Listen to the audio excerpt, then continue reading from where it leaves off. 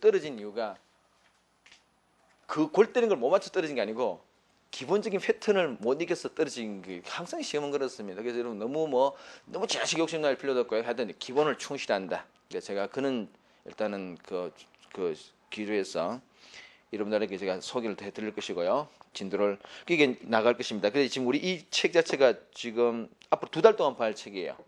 2달 동안 책인데 그러면 4개월 무지 시간이 많다는 느낌 드시죠? 시간이 그렇게 많지 않아요. 어떻게 보면은 좀 빡빡합니다. 빡빡하시고 제가 글쎄 지금 처음 하신 분도 가능하면은 이게 책을 보시면서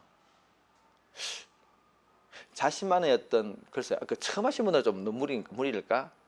조금 익숙하신 분들은 그 자신만의 어떤 글쎄 서브 노트까지 미리 제가 말씀드리지 않습니다. 서브 노트까지 말씀드리는 게 아니고요. 굳이 이렇게 요약 정리 사항 같은 거 이렇게 좀 복잡한 논의들은 이렇게 본인 스스로 이렇게 우리 교재로 따지면은 한 2-3페이지 있는 것을 여러분 나름대로 이렇게 여러분의 말로 이렇게 좀 정리해 나가면 그게 사실은 한 반 페이지 줄을 수 있어요. 그런 것들을 한번 해보세요. 해보시면은 그게 그런 과정에서 굉장히 큰 어떤 그 정리가 될 수 있고요. 내용을 그러다 보면 그런 과정에서 이해가 안 되시면 또 저한테 질문하시고 자 그렇게 제가 미리 한번 해보길 제가 권유를 드리고요. 처음부터 지금 올다부터 당장 할 필요도 없습니다. 좀 하다가 이렇구나 조금 더 이렇게 워밍업이 되고 나면 하셔도 관계 없어요. 지금 5, 6, 7, 8 4개월 동안이니까 요리 함하고 다음 후반기 함 들어갈 것 같으니까 요때 한번 시도 한번 해보세요. 한번 해보시고 한두 개라도 이렇게 한번 해보면은 이런 거야 느껴볼 수 있습니다. 일단 우리 경제학 들어가도 경제학 여러분 공부하신 분들은 전문가들 아시고 모르는 분들은 여러분 우리 경제학 이렇게 구성되어 있습니다. 미시라는 게 있고요. 거시라는 게 있습니다. 거시 파트에 이제 국제 경제 이런 게 끼어 있어요. 사실은 정확하게는 다 별개입니다.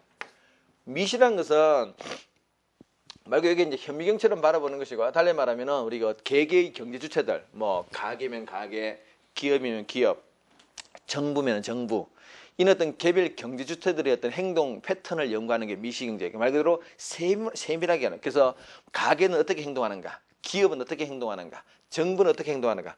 여기 미자라는 게 현미경처럼 본다. 아주 세밀하게 우리가 산을 본다면 여러분 산을 멀리서 산 전체 모양 모습을 보는 게 아니고 그 속에 쑥 들어가서 구체적인 나무의 모습, 가지의 방향, 색깔 이런 것들을 아주 세밀하게 바라보는 게 미시경제학. 이걸 우리 영어로는 마이크로, 우리 마이크로만 쓰고요.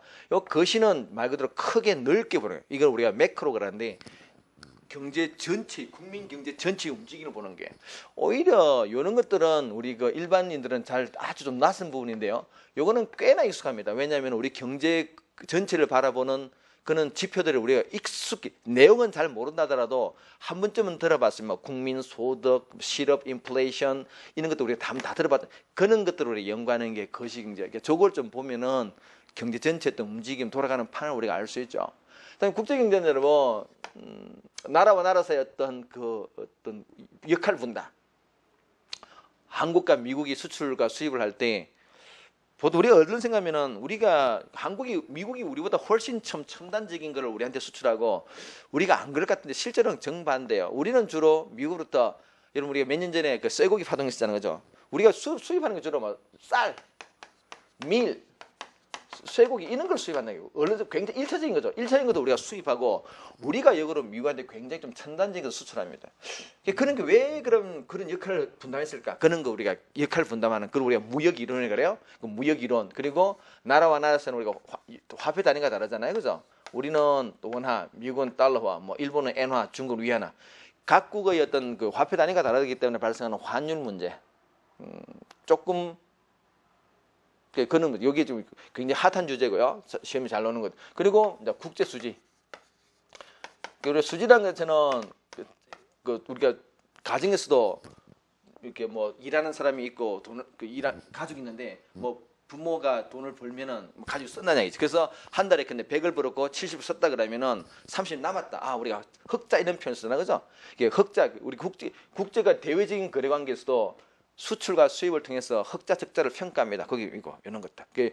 크게 이제 무역 이론, 환율 문제, 국제 이런 것들이 이제 국제 경제에서 다른 주된 테마들입니다. 요 앞으로 우리가 이제 정리할 게 이런 것들이에요. 굉장히 내용이 좀 방대합니다. 방대한데 그 이제 최근에 우리가 문제 패턴 스타일 같은 것들은 좀 전형적인 문제가 나왔는데 아까 말했듯이 올해가 약간 이 우리 전통적인 우리 경제 원론은 절대 아니고요. 개별 이제 미시 경제나 거시 경제로 들어가서도 약간 좀 이렇게 깊숙하게 들어간 보통 전공자들도 잘 알 수 없는 그런 게 한 두세 문제 푹 나왔어요. 그래서 학생들이 막 우와 이게 뭐지?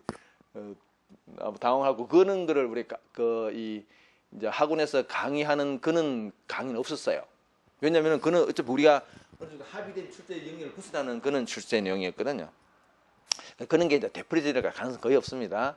어쨌든 간에 이런 식의 우리가 내용을 진행할 것이고요. 여러분들은 이제 충분히 따라오시고 이게 혹시 그래서 여러분 예습이 될지는 모르겠는데 혹시 예습이 안 된다 그러면은 하여튼 뭐 복습은 충분히 하시길 바랍니다. 하시고 근데 글쎄요 제가 좀 걱정되는 게 이게 우리 과목이 경제만 있는 게 아니고 뭐 회계학 이거 굉장히 양 많아요. 문제 진짜 골 때리는 오거든 그죠 회계학 그죠. 아까 우리 전공이 회계학 그 학생은 오히려 쉬울 수 있겠다. 글쎄요 근데 그 쉬울란 거 그건 몰라요. 장담 못해. 왜냐면은 문제가 너무 골 때리는 오기 때문에. 내가 우리 회계학 선생님한테 내가 그 말씀 너무 많이 들어가지고요. 좀 걱정이 되긴 되는데 하여튼 뭐 이것도 우리 뭐 여러 가지 우리가 다른 전공들이 있기 때문에 매일매일 경제학을 어느 정도 뭐 하기 별도로 우리가 뭐 복습할 시간은 없을 거예요. 매일 그래서 하여튼 오늘 배우신 거 오늘 집에 가는 과정에서 지하철에서 여러분 계속 여러분들 수험생이니까 그죠? 뭐 책 보셔야 돼요. 뭐 쪽팔리는 게 없습니다. 책 보셔야 되고 올 때도 책 보고 와야 되고. 이게 오늘 한 거 가면서 한 보시고 집에까지 가는 데는 1시간 걸리면은 사실 오늘 우리 배운 거 1시간 만에 다 복습할 수 있어요. 충분히. 그리고 또 내일 뭐 다음 주 학원 올 때 한 번 이게 다음 주에 이렇게 오늘 같이 이렇게 월요일 학원 올 때 한번 봤던 거 다시 한번 보고 이렇게 하면 하여튼 제주껏 복습하는 게 뭐 겁니다. 그거 하지 않고 그 뭐 학원에 이렇게 그 좋은 성적을 올리기 힘들 것 같아요. 어쨌든 그 복습을 많이 하시고 제가 여러분한테 가능하면은 그것도 미리 우리는 지금 수험생들이니까 제가 이렇게 뭐 어떤 뭐 논정 기법 이런 건 굳이 우리가 알 필요 없잖아요, 그죠? 그래서 우리 결론 딱 시험에 넣는 이건 이렇게 시험에 넣는다 그렇게 딱딱딱 찍어 나가겠습니다. 뭐 논정 과정 우리가 알 필요는 없잖아요, 그죠? 자, 일단 들어가도록 하겠습니다. 자, 교재 표시는요. 요리 그 앞부분에 물론 미시, 거시, 국제 앞에 일반론이 좀 있습니다. 일반론. 그 일반론은 간단하게 보도록 할게요. 뭐 앞부분에 여러분 이게 거의 뭐 소설 같은 이야기니까 여러분 참 읽어보시고 내가 몇 가지 포인트만 잡겠습니다. 자, 여러분 거기에 이게 몇 페이지야? 경제학 개요 보세요. 자, 경제학 개요 보시면은 거기 단어 하나 희소성이라는 단어죠. 뭐 희소성이라는 것은 우리가 욕구에 비해서 자원이 좀 부족한 게 희소성이라는 단어. 뭐 가지고 싶은 건 우리가 많은데 욕구는 크지만은 사실 실제로 모든 게 적잖아요, 그죠? 뭐 돈도 적고 권력도 적고 자원도 적습니다. 그런 상태로 희소성이라 말한다. 그 개념 하나 익히시고요. 그 동그라미 1번에 1번 넣어죠. 그 동그라미 1번 보시면은 인간의 욕망은 무한하나 이를 충족시켜 줄 수 있는 자원은 제한되어 있다. 뭐 그게 희소성이란 말이고요. 자, 페이지 넘겨 보겠습니다. 자, 그래서 여러분 거기에 7페이지 보시면은 여러분 요거 하나만 6페이지에 그게 동그라미 3번 보세요. 여러분 요걸 우리가 양관호라는 말 쓰고요. 요걸 동그라미로 표현하겠습니까? 동그라미 3번을 보시면은 그 희소성 있냐에 따라서 뭐 경제제, 자유제 이렇게 나누게 됩니다. 이런 가장 초보적인 내용입니다. 이 자유제라는 것은 여러분, 이 자유제라는 것은 희소성이 없어요. 우리 욕구에 의해서 너무나 부준 자원이 많아. 그래서 굳이 그 자원을 획득하기 위해서 대가를 지불할 필요 없는 거. 이렇게 말하니까 되게 추상적인데 이 반대 개념이 경제제입니다. 우리가 주변에 볼 수 있는 재화의 그 99.9999%가 다 경제제. 여러분들은 뭐 여러분 가지고 있는 뭐 책, 뭐 스마트폰, 옷, 신발, 볼펜 다 돈 주고 샀잖아요, 그죠? 다 경제제예요. 그게 내 걸 획득하기 위해서 대가를 지불하는 것, 경제적인 대가를 지불하는 것. 그럼 우리 주변에 그 자유자라는 것은 여러분 경제적 대가를 지불할 옛날에는 깨끗한 물이라든지 공기 이게 옛날에는 자유제였어요. 이거 우리가 뭐 깨끗한 물 먹고 깨끗한 공기 마시는데 돈을 안 썼다는 얘기죠. 돈을 지불하고 대가를 지불하고 안 마셨습니다. 그런데 우리 생수는 여러분 사 먹기 시작한 지 꽤 오래됐다 그죠? 지금은 생수를 물 돈 주고 사 먹는 데서 아무런 거부감이 없어요. 지금 이거는 완벽하게 경제제가 되었습니다. 옛날에는 자유제였는데 지금은 완벽 경제제예요. 근데 여러분 공기는 얼마 전까지만 하더라도 이게 자유제였어요. 근데 공기 막 들이마시는데 돈 안 줬었어요. 오늘 올해 여러분 그 대선 과정에서도 이슈가 있었지, 그지? 미세먼지 이거 우리가 줄이려고 집에 뭐 틀고 있습니까? 막 공기청정기, 그지? 에어컨에 기본적으로 공기청정 기능이 달렸는데 그게 부족하다 그래가지고 별도로 집집마다 몇십만 원, 한 100만 원씩 주고 막 청정기 설정해놓고 막 돌리잖아. 그걸 통해서 깨끗한 공기 마셔. 어떻게 보면은 지금은 더 이상 공기도 자유제가 아니에요. 그 깨끗한 공기를 획득하기 위해서 대가를 지불한다는 얘기죠. 이것도 이제 경제제 들어갔어요. 그럼 지금 우리 주변에 볼 수 있는 경제제가 뭐가 있는데 잘 없어요. 뭐 자유제가 잘 없어요. 거의 없어. 굳이 뭐 햇빛 따위 정도? 이게 그런 걸 우리가 말할 정도라면 실제로 없다는 얘기죠, 그죠? 개념적으로는 있다. 자, 그래서 그 개념 하나 익히시고요. 거기는 어죠? 그게 그 자유제 경제라는 말로 보이죠? 햇빛 뭐 이런 것들. 자, 경제제는 우리가 주변에 볼 수 있는 다 경제제입니다. 오른쪽에 여러분. 이것서 이는 어떤 그 자원이 부족하기 때문에 어떤 문제가 생겼냐, 세 가지 문제가 있습니다. 거기에 간단하게 보겠습니다. 무엇을 어떻게 생산할 것인가, 무엇을 생산할 것인가, 어떻게 생산할 것인가, 누구에게 나눌까, 이 세 가지 문제를 고민해야 돼. 이게 세 가지 경제 문제로 얘기를 합니다. 자원이 부족하니까 우리 부족한 자원을 가지고 뭘 만들 것인가, 뭐 탱크를 만들 것인가, 뭐 아니면은 그 빵을 만들 것인가, 만드는데 어떻게 만들 것인가, 그 자본 집약적으로 만들 것인가, 노동 집약적으로 만들 것인가, 이게 기계 설비를 이용해 만들 것인가, 인력을 뭐 그런 것을 결정해야 되고, 만들었다면 누구에게 나눠줄 것인가 다 결정해야 돼요. 다 기초적인 내용들입니다. 이렇게만 보고 넘어가도록 하겠습니다. 자, 쭉 넘겨보시면은 이 9페이지에 그런 말 나오죠. 합리적인 선택과 기회비용이라는 말 나옵니다. 자, 요 개념은 굉장히 기초적인 개념인데요. 조금 처음 하신 분들은 좀 어렵게 느낄 수 있는 개념입니다.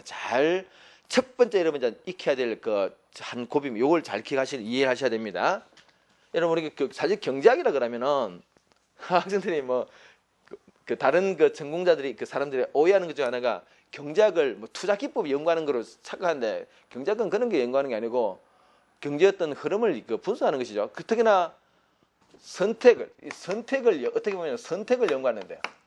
근데 그 우리가 말하는 선택은 그게 가게 입장이든지 기업의 입장이든 정부 입장이든 선택은 가능하면은 합리적인 선택이 돼요. 그렇죠? 그런데 어떻게 하는 것이 합리적인 선택일까를 연구하는 게 중요해요. 그래서 우리 이거 분석한 툴이 하나 있습니다. 우리 좀 굉장히 유명한 것이죠. 비용 편익 분석입니다. 어떤 선택을 할 때 반드시 비용이 발생합니다. 그 비용이 발생할 때 반드시 어떤 편익이 따라요.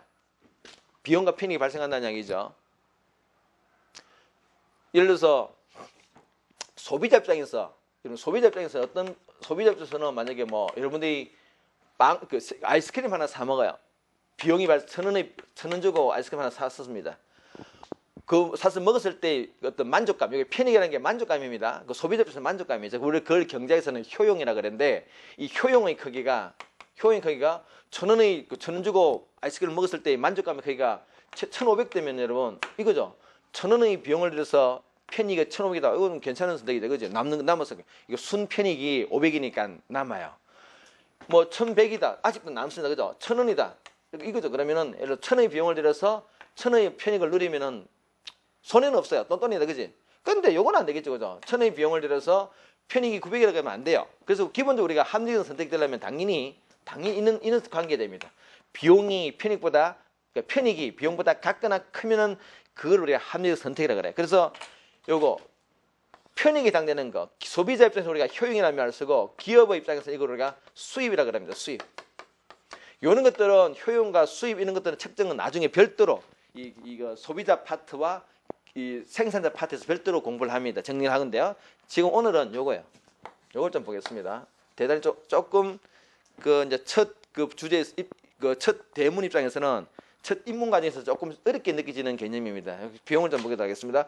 여기 여러분 앞에 요 말이 있어요. 자, 기회란 말이 생략된 말입니다. 기회란 말이 생략됐는데, 자, 기회비용이라는 말을 좀 익히겠습니다. 어떤 선택할 때 분명히 우리는 항상 비용이 들어갑니다. 여러분들도 오늘 우리가 학원에 오기 위해서 여러 가지 비용을 들였어요. 물론 학원에 학원비도 들였습니다. 그것도 비용이잖아요, 그죠? 근데 여러분 또 하나 뛰는 비용도 있어요. 여러분이 오늘 학원에 오기 위해서 뭐 친구들과 뭐 즐거운 시간을 갖는다든지 애인과 뭐 달콤한 시간을 갖는다든지 가족 같은 시간 그런 거 다 포기하고 왔다는 거죠. 그런 것도 우리 비용이에요. 자, 그런 것도 우리가 이 비용의 개념이 다 포스에서 비용을 설명합니다. 자, 보도록 하겠습니다. 기회비용이야. 자, 그래서 기회비용인데요. 그 페이지 넘겨보시면은 10페이지 보면은 거기에 10페이지에 기회비용 단어가 보이죠? 자, 보도록 하겠습니다.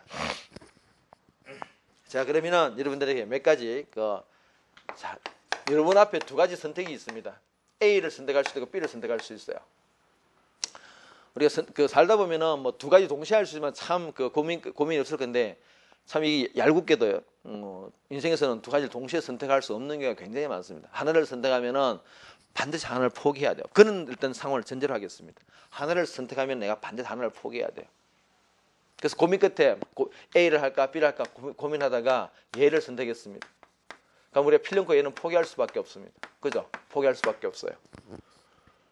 A를 선택했기 때문에 B를 놓쳐버렸어요. 놓친 B의 그거를 우리가 어떤 수량화, 계량화 해봤을 때 B의 그 크기를 예컨대 뭐 화폐 단위로 환산했다 1,000원이다 그러면은 이렇게 표현합니다. A를 선택했기 때문에 B를 포기했다. A를 선택했기 때문에 1,000원을 놓쳤다 그죠? 그래서 우리가 이렇게 표현한다는 거지. 그러니까 A를 선택했기 때문에 무엇을 놓쳤니? B를 놓쳤다. 그럼 B는 A를 선택했기 때문에 B를 선택할 수 있는 기회를 놓쳤다. 그래서 이걸 기회비용이란 말은 선택할 수 있는 기회를 놓친 것, 그 자체를 우리가 비용의 개념으로 인식한다는 이야기예요. A를 선택했기 때문에 B를 1,000원을 벌 수 있는 기회를 놓쳤다. 이 B의 가치를 기회비용으로 인식합니다. 예를 들어서 뭐 여기 뭐 대학원 진학이랄까요? 우리 학부를 졸업하고 나서 대학원에 진학합니다. 근데 요거는 취업하는 거예요. 뭐 그럴 수 있겠죠, 그죠? 근데 얘 연봉이 얼마 주느냐? 근데 연봉 한 5천 준다 그럴까요? 연봉 5천 주는 기업이 그 일자리가 있습니다. 그럼에도 불구하고 그러니까 대학원 갈까 취업할까 대학원 갈 취업할 고민하다가 에라 대학원 가자 이렇게 해서 만약에 선택했다고 보겠습니다. 뭐 요즘 세상에 연봉 5천 주면 이거 뭐 정규직이라 그러면은 연봉 5천 주는데 저 포기하고 대학원 진학하면 약간 내가 볼 때 약간 그 자체가 좀 잘못된 판단 같지만은 왜냐면 나중에 뭐 취업하고 나서 아무래도 대학원 갈 수 있잖아. 근데 뭐 그런 거 빼고 일단은 뭐 고민 끝에 대학원 갔다 보겠습니다. 그러면은 얘를 포기하는 거죠. 물론 이거 뭐 대학원이 뭐 그 4학기 2년만 다녔다 그러면 뭐 곱하기 2겠지만 일단은 그래서 고민 끝에 대학원을 진학했다 그러면 얘를 놓쳤죠. 그래서 곱하기 2년 할까요? 연봉 1이라는 그러면은 우리 이렇게 말한다는 거죠. 대학원 진학의 기회비용이 뭐니? 즉 대학원을 진학했기 때문에 무엇을 선택할 수 있는 기회를 놓쳤니? 1억. 1억 요게 대학원 진학의 기회비용이 된다. 자, 그럼 여러분 그 대학원 진학의 비용을 좀 더 세부적으로 보도록 하겠습니다. 일단 여러분 좀 전에 우리가 뭐 대학원 요즘 대학원 등급이 얼마 나도 내가 뭐 대학원 졸업한 하도 오래돼가지고 지금 기억도 가물가물한데 요즘 대학원 대학원 등급 얼마인지 모르겠는데 근데 한 300이라 칩시다. 근데 300 등록금이라면은 등록금이에요. 등록금 뭐 한 학기 300, 두 학기 600, 1,200이네 그죠? 그럼 4학기 동안에 1,200일 할까요? 요게 기본적으로 등록금 들어가잖아요, 그죠? 요거는 실제로 돈이 나갑니다. 이런 걸 우리가 이렇게 표현합니다. 명시적 비용이다. 앞으로 우리가 쓰는 말 앞에는 사실은 기회란 말이 다 생략되어 있습니다. 생략되어 있기 때문에 당연히 포함되어 있기 때문에 보통 빼고 말합니다. 명시적 비용, 명시적 기회비용. 명시적이란 말은 실제로 돈이 나갔다 이런 말입니다. 근데 우리가 대학원을 진학하기 때문에 발생한 비용 자체가 1,200만 원 있는 거 아니죠? 이건 사실 보면 또 푼돈일 수 있어요. 진짜 뭘 놓치고 있습니까? 얘를 지금 놓치고 있는 거죠. 그래서 어떤 연봉이죠. 연봉 1억. 요거는 실제 돈이 나간 거 아니잖아요. 실제 돈이 나갔지 않았지만은 벌 수 있는 기회를 놓쳤어요. 그걸 우리가 이렇게 표현합니다. 묵시적이다. 묵시적 비용이는 묵시적이라는 말은 보이지 않는 손해가 발생했다. 명시적 비용은 실제 돈이 나간 것이고 요거는 벌 수 있던 기회를 놓친 것. 그래서 요걸 이렇게 표현합니다. 요거를 회계적 비용이라 이렇게 말해요. 이 회계적 비용이란 말은 실제로 돈이 나간 것, 등록금 이 말이 붙은 연유는 우리 회계 장부를 쓸 때는 요것만 계산합니다. 그래서 우리 여러분 개인적으로 장부를 정리해 볼 때 내가 대학원 진학하면서 어떤 비용이 들어갈지 뭐 어떤 것도 얼마 더 이거 쓰자는 거죠. 그다요 그래 회계 장부를 쓸 때는 다 요것만 쓰기 때문에 이걸 우리가 회계적 달리 말하면 회계학에서 중시하는 비용이 요 개념입니다. 그런데요 경제학에서는 회계적 비용은 당연하고 나아가서 요거까지도 반드시 고려한다. 그래서 요 두 개를 우리가 경제학적 비용이라는 말을 한다는 거죠. 물론 앞에 당연히 기회란 말이 생략되었습니다. 어렵지 않죠, 그죠? 자, 그래서 여기까지 한번 볼까요, 여러분? 교재 보시면은, 그래, 개념 보세요. 기회비용이라는 것은 동그라미 1번입니다. 기회비용이라는 것은 어떤 선택을 함에 따라, 자, 어떤 선택, A, B, 어떤 선택 A를 했습니다. 선택을 함에 따라서, 따라 포기해야 되는 B, 그죠? B. 포기되는 B였던, 가치를 이야기하더라, 그죠? 그래서 동그라미 2번에 이런 말이죠. 어떤 선택에 따른 비용은 두 가지가 있더라. 명시적 비용, 암묵적 비용. 이 암묵적 여기서는 암묵적으로 표현하는데 다 같은 말입니다. 묵시적, 암묵적 같은 말이에요. 영어를 번역하다 보니까 이제 뭐 관계 없어요. 자, 그래서 보세요. 그 명시적 비용 보시면은 첫 번째 이런 말이 있죠. 어떤 대안을 선택함에 따라 실제로 지출한 회계적 비용. 그 회계적 비용이라는 표현이 보이죠? 그거 체크하시고요. 그다음에 밑에 이제 암묵적 비용은 그 대안을 선택하지 않고 다른 대안을 먼저 선택했더라면 얻을 수 있었던 것의 가치 이거죠. 내가 취업을 했더라면 얻을 수 있던 가치 연봉 1억 이런 이야기입니다. 그 밑에 그거 넣어줘. 두 번째 그 점 보시면은 예를 들어서 뭐 취업을 했더라면 벌 수 있던 소득 이게 암묵적 비용이라는 거죠. 그래서 우리 어떤 비용과 편익을 분석 관점에서는 이 비용을 따질 때 이 기회비용, 특히나 이 암묵적 기회비용, 묵시적 기회비용 이런 걸 잘 따져야 됩니다. 따질 때 우리가 정확한 평가를 할 수 있다. 어떤 비용과 편익 분석이 가능하다는 이야기입니다. 자, 그렇게 개념 잡으시고요. 자, 그럼 이제 이거 관련해서 여러분 그 페이지 넘겨 보시면은 이 생산 가능 곡선을 좀 봐야 돼요. 그 뒤에 놓으죠. 이 생산 가능성이라는 용어는 이 기회비용과 아주 밀접한 관계이기 때문에 앞에서 먼저 설명을 합니다. 자, 보도록 하겠습니다. 일단 생산 가능성의 개념은 이거예요, 여러분. 그 어떤 자원을 이용해서 어떤 재화를 생산해냅니다. 재화를 생산해내는데 그 뭐 재화 자체가 X재와 Y재 두 재화가 있다고 보겠습니다. 이 X재, Y재라는 것은 그냥 뭐 두 가지 재화를 그냥 통칭해서 X재, Y재란 말을 써요. 이게 Y재고 이게 X재입니다.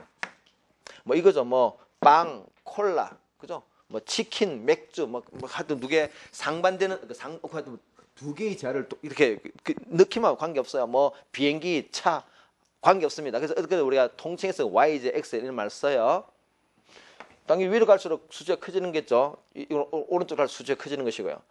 이 생산 가능성은 우리 경제체가 가지고 있는 모든 자원을 아주 효율적으로 전량 투입해서 가장 효율적으로 생산할 때의 생산점이에요. 예를 들어서 Y제 같은 경우는 한 100개를 만들 수 있다.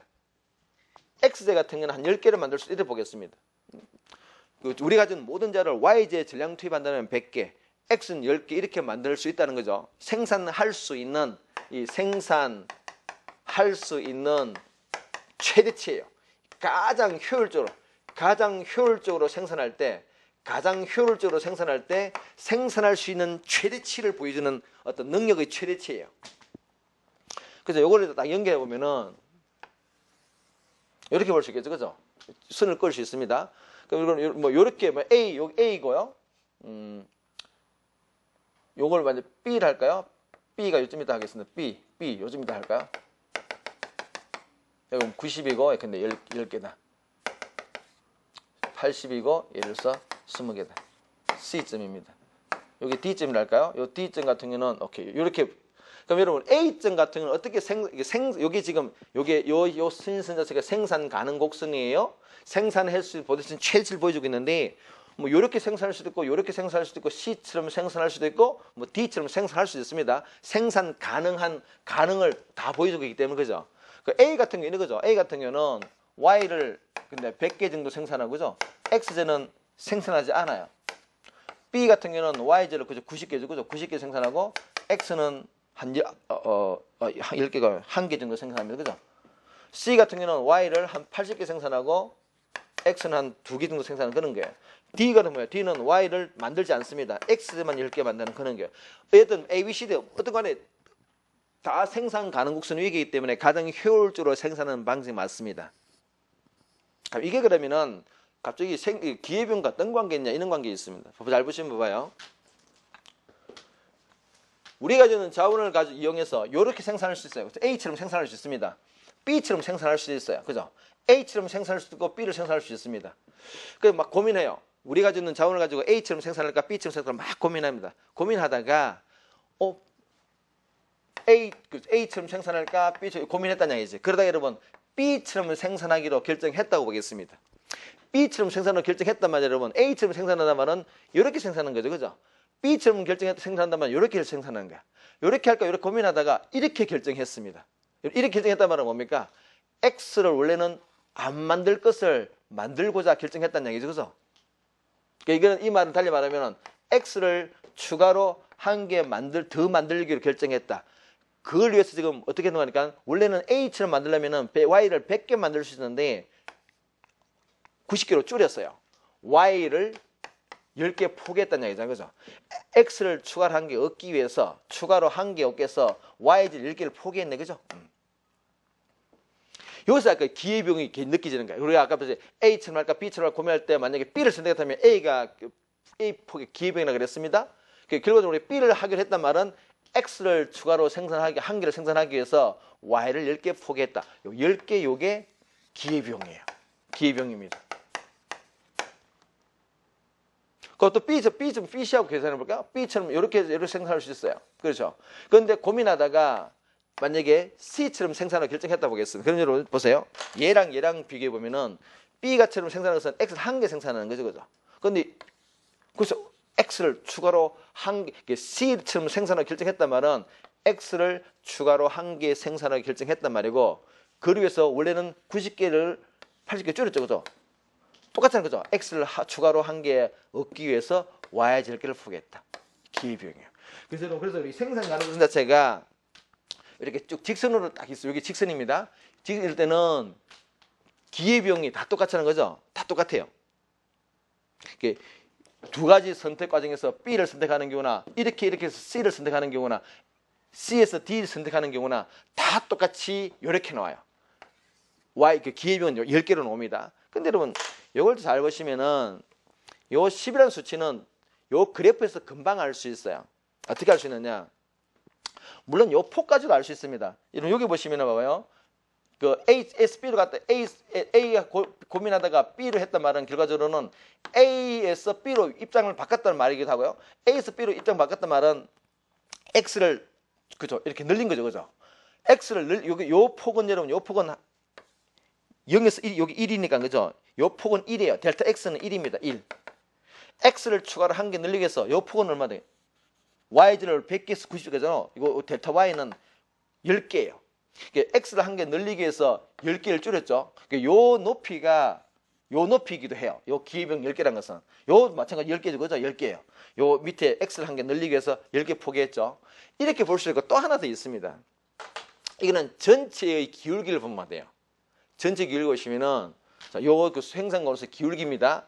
요 기울기는 이렇게 같이 나올 수 있겠죠. 뭐 우리가 도형을 이전에 뭐 중고등학교 때 공부하시고 뭐 수학책 던져버리는 사람들은 이게 자체가 띵할 수 있습니다만은 요게 다예요.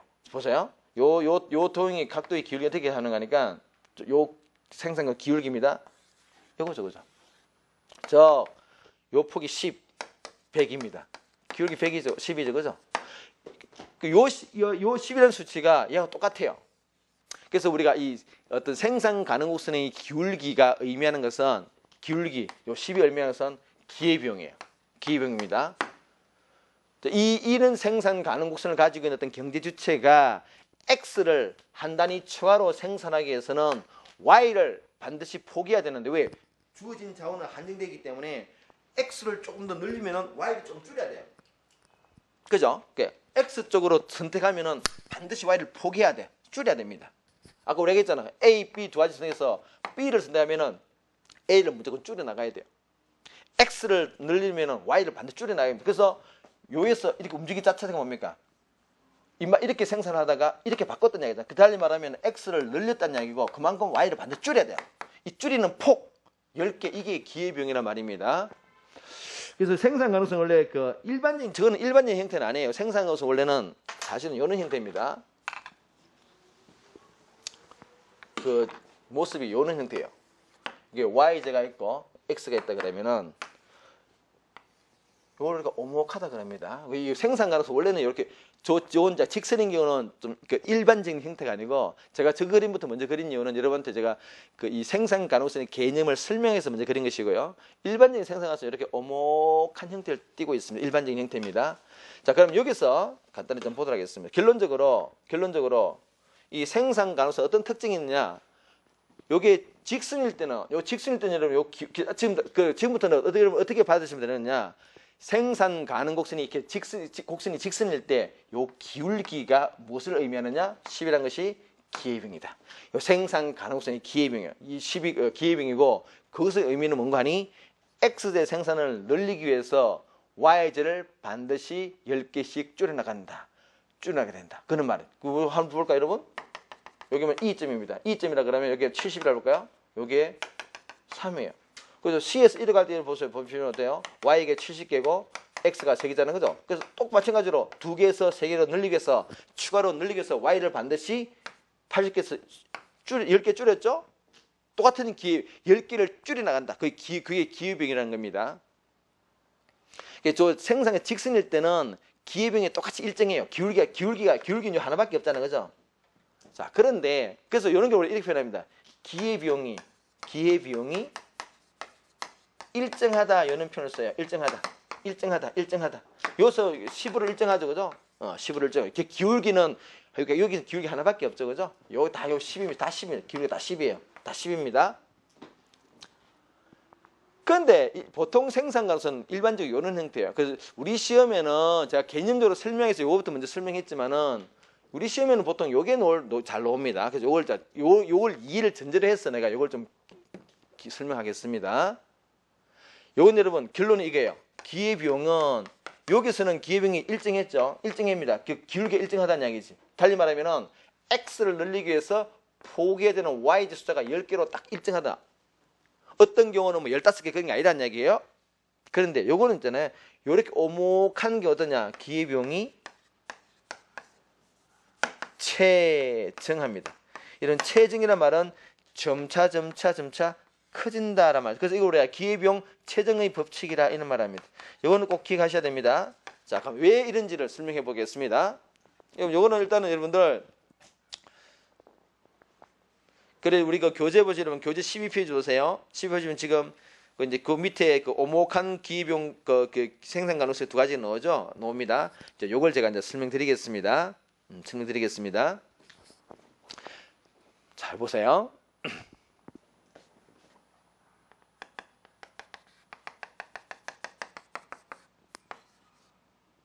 우리 교재 이렇게 A로 안 돼가 있죠. A가 있죠.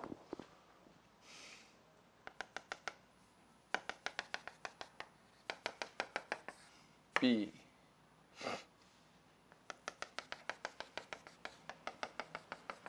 C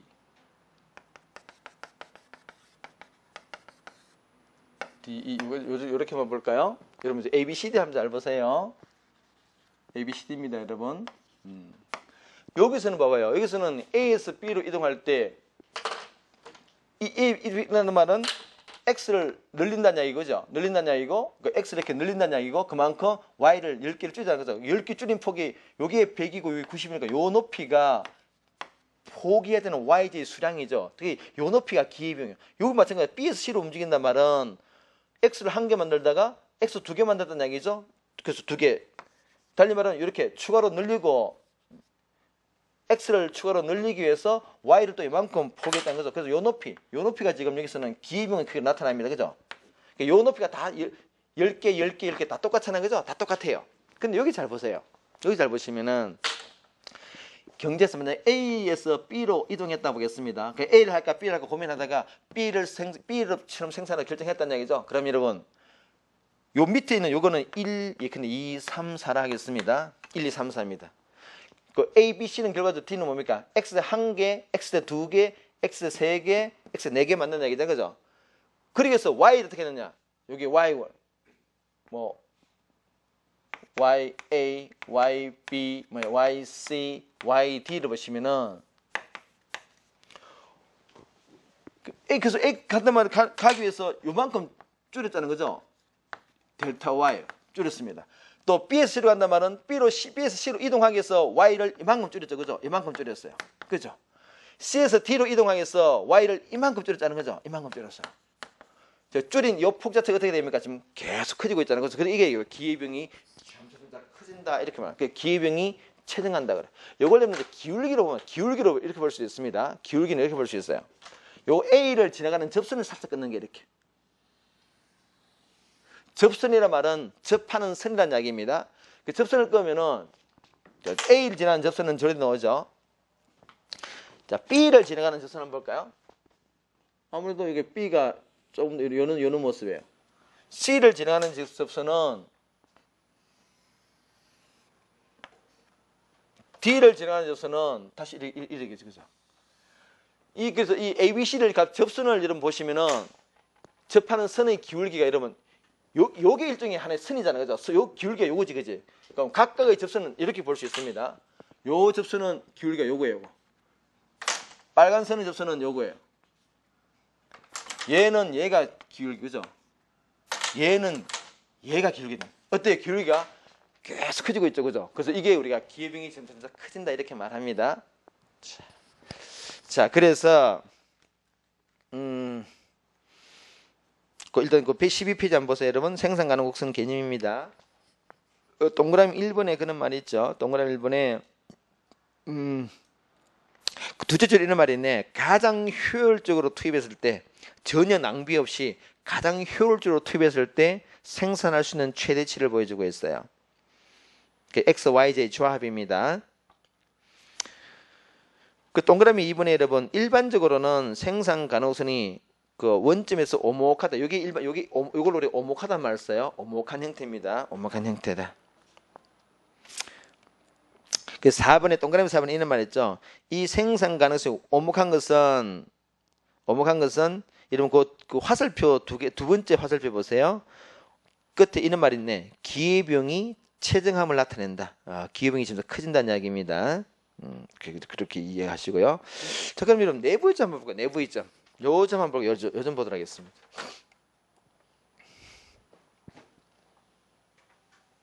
예를 들어서 여러분 이 그림을 가지고 바로 볼까요? 요 그림 가지고요. 요 그림 가지고 보시면은 예컨대 요 안에 요 점만 볼까요? 요 점을 한 포인트 잡겠습니다.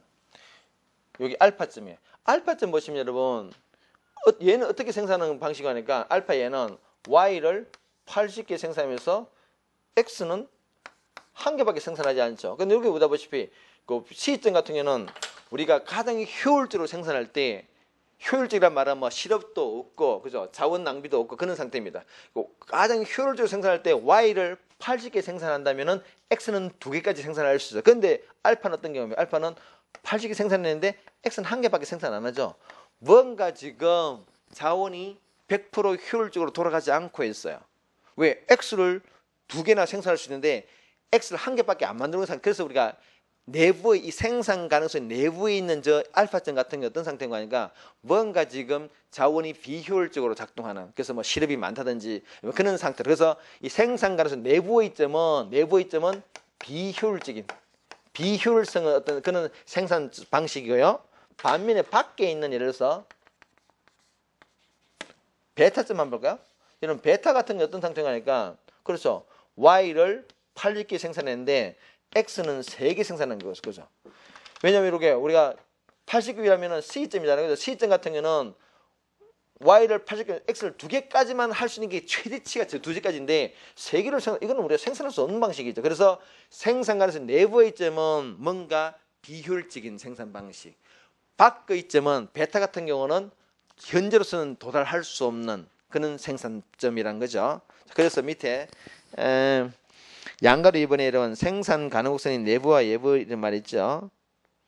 그 밑에 그림 보세요. 여러분 그림 보시면은 그 내부에 있는 D점 같은 거는 어떻습니까? 생산이 비효율적으로. 그래서 예컨대 뭐 시럽이 많다 이렇게 하나 멘트를 달아놓으시고요. 그 밖에 있는 E점 같은 경우는 현재로서는 도달할 수 없는 그런 어떤 생산 조합이라는 거죠.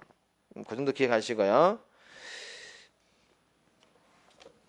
그 오른쪽에 그 13페이지 동그라미 3번 보세요. 이런 말 있죠. 생산 가능성은 ABC는 공통적으로 모두 가장 효율적인 생산 방식입니다. 뭐 어느 게 더 우월하다 그런 거 없어요. ABC는 가장 효율적인 생산 방식이고, 그다음에 밑에 D 아까 D나 E, D는 비효율적인 거, E는 현재 도달할 수 없다는 거죠. 자, 그 밑에 한계 변환율이라는 개념을 좀 익히겠습니다. 뭐 처음부터 약간 좀 딱딱한 개념이 나오는데, 뭐 요게 이제 다 마지막이에요. 이미 우리가 다 공부했습니다. 여러분 보세요. 우리 이 직선일 때, 그 생산가에서 직선일 때 x를 하나 늘리기 위해서 y를 10개씩 포기했죠. 자, 이걸 우리 이렇게 표현합니다. x, 우리가 이게 지금 내가 이렇게 델타란 말, 우리 델타란 말은 여러분 변동분을 이야기합니다. 변동폭을 이야기합니다. 그 델타 x란 말은 뭔가 하니까 x가 뭐 바뀐 양, 예를 들어 2개에서 3개로 바뀌었다 그러면 델타 x는 1입니다. 그 델타 x란 말 자체는 그 변동폭을 이야기합니다. 갭을 이야기합니다. 그래서 여기 보시면 여러분, 그 이게 A에서 B로 바뀌었단 말은 원래는 X를 안 만들다가 한 개, 그죠? 델타 X는 1이죠, 그죠? 그 우리가 델타 X분의 델타 Y, 왜 델타 X가 여기 1이죠, 그죠? 1이잖아, 그죠? 델타 Y가 뭡니까? 원래는 100개였는데 10개 줄였죠? 10개, 10이에요. 그럼 이걸 우리가 1분의 10이지, 그죠? 이게 지금 우리가 뭐예요? 기회비용이잖아요, 기회비용이잖아요, 그죠? 그래서 우리가 그때 우리가 기회비용이라는 말 쓰는데 저걸 기호로 바꿔보면은 이렇게 말한다는 거죠. MRT입니다. 한계 변환율에 한계 변환율은 어떻게 하느냐? 델타 X분의 델타 Y. 즉 X를 Y를 X를 늘리기 위해서 Y를 몇 개 포기하느냐? X를 추가로 한 개 늘리기 위해서 Y를 줄여 나가는 거. 전환한다. Y를 X로, 여러분 X를 한 개 늘리기 위해서 Y를 10개 줄인다 말은 어떻게 보면은 Y를 X로 변하는 과정이라는 거죠. 그래서 X를 늘리기 위해서 Y를 줄인다. 즉 Y제를 X로 바꿔나간다는 이야기지. 이걸 우리가 한계 변환율이라고 합니다. 10이죠, 그죠? 자, 그래서 이게 자체가 기회비용이에요. 자, 봅시다. 그 경제 보시면은 한계 변환율이라고 말한다. MRT라고 표현합니다. 나중에 또 나오는데 일단 여기서 개념을 잡아야 돼요. 자, 그 동그라미 1번에 해보세요. X제 생산량을 한 단위 늘리기 위하여 증가시키기 위하여 감소시켜야만 하는 Y제 수량이더라. 이게 기회비용이에요. 그래서 델타 MRT XY는 델타 X분의 물론 앞에 이거 마이너스 말은 뭐 이게 지금 내가 생각했는데 앞에 원래 자체가 여러분 늘리기 위해서 Y를 줄이잖아요, 그죠? 그래서 이걸 플러스로 바꾸기 위해서 앞에 마이너스 붙였을 뿐입니다. 델타 X분의 델타 Y다. 그리고 오른쪽에 보세요. 그 한계 변화 보충 설명을 보시면은 한계 변화를 MRT는 결과적으로 뭐라 해놨습니까? 이 PPC의 기울기 즉 기회비용과 같다 해놨죠, 그죠? 똑같은 개념이에요. 자, 그렇게 보시면 되겠습니다. 그래서 밑에 요거 그림 그려놨죠, 그죠? 그림 그려놨어요. 요 그림 잘 보세요, 여러분. A, B 뭐 고민하다가 B를 선택했단 달리 말하면은 결과적으로는 뭡니까? 델타 X를 2제와 더 만들기 위해서 Y를 6개 포기했다. 그 2분의 6, 즉 3 이런 말입니다. 이것은 기회비용이 3이에요. 오케이, 그런 말입니다. 자, 넘겨보도록 하겠습니다. 자, 뒤에 이제 그림 보시면은 좀 전에 이제 그렸던 이 그림이 등장하고 있죠. 그게 14페이지에 기회비용 넣어져. ABC로 간단 말은 결과적으로 X를 늘리기 위해서 Y를 계속 줄여나갑니다. 그죠? 그 줄여나가는 그 폭 자체가 우리 그림에서는 표시가 안 돼 있지만 이렇게, 그죠? 여기 폭이 커지고 있으면 우리가 알 수 있습니다. 그래서 밑에 양가로 4번에 기회비용 최저의 법칙이라는 말 넣어져. 그건 기억하시고요. 기회비용 채정한다. 점수에서 채정한다. 자, 밑에 여러분, 이 생산 가능성은 고정되어 있지는 않습니다. 요즘 이제 우리나라도 뭐 아이를 많이 가질 수가 없죠. 나도 뭐 애가 하나밖에 없는데 뭐 부모 입장에서는 둘, 세 가지고 싶지만은 현실적으로 힘들어요. 나 같은 경우도 우리 뭐 부부 두 사람 다 일을 하다 보니까 도대체 키울 수가 없어. 고민을 참 많이 했었는데 포기했어요. 지금 뭐 우리나라 같은 경우는 인구가 점점 줄어드는 분이, 이게 우리 여러분 이 둘이가 만나서 2가 돼야 균형을 이게 현상을 유지하는데 우리는 지금 1-1이잖아요. 그죠? 그게 둘 만나가 하나밖에 안 나오니까 자꾸 인구 줄어들죠. 그러니까 이게 우리 경제적으로 어떤 문제가 생겼냐? 노동 자원이 줄어드는 경우잖아요. 그죠? 그럼 이 노동 자원이 줄어들면 여러분 우리가 현재 가진 자원을 가지고 노동력을 가지고 100개를 만들 수 있고 10개가 아니고 말도 90개 이렇게 될 수도 있겠지. 그래서 만약에 인구가 감소하든지 또는 자원 부족량이 줄어들면은 저 생산 가능성이 안쪽으로 이렇게 위축됩니다. 반면에 뭐 인구 아이를 많이 낳는 것도 운동을 했다 그래가지고 인구가 막 늘어나게 되면 이게 밖으로 움직이겠죠, 그죠? 왜냐면은 지금까지는 끼가 100개 빠지고 무한대로 애를 더 많이 놓으면 그 노동력이 많아져서 110개를 생산할 수 있을 것이고 뭐 11개를 만들어낼 수 있겠죠. 그럼 이게 이제 밖으로 이동할 수 있습니다. 또 이럴 수 있겠죠, 여러분.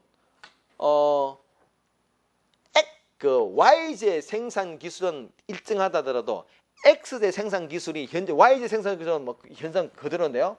이때까지는 현재의 기술 상태에서는 X를 10개 만들 수 있습니다만은 X제 기술 자체만 좋아져서 X제를 15개를 만들 수 있겠죠. 그러면 이렇게 움직이겠죠. 그죠? 이걸 원래가 요게 요 선이었다 그러면은 요걸 우리 회전 이동.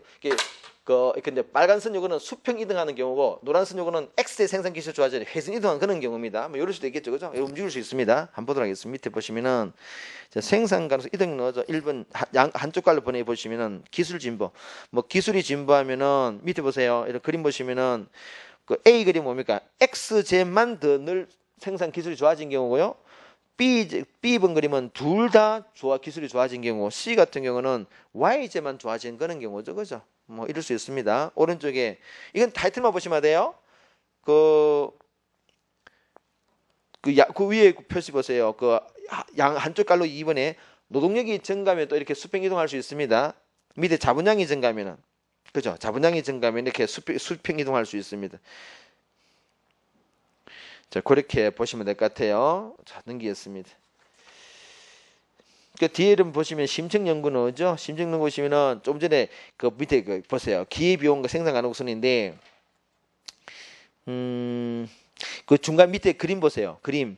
그 기회비용이 일부 A번은 체증하는 경우, 점점 커지는 경우죠, 그죠? 요게 일반적인 형태예요.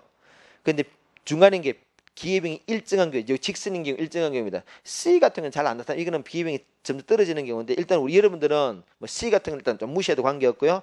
A, B는 꼭 기억하셔야 됩니다. 오케이, 그것까지. 잠시 끊겠습니다.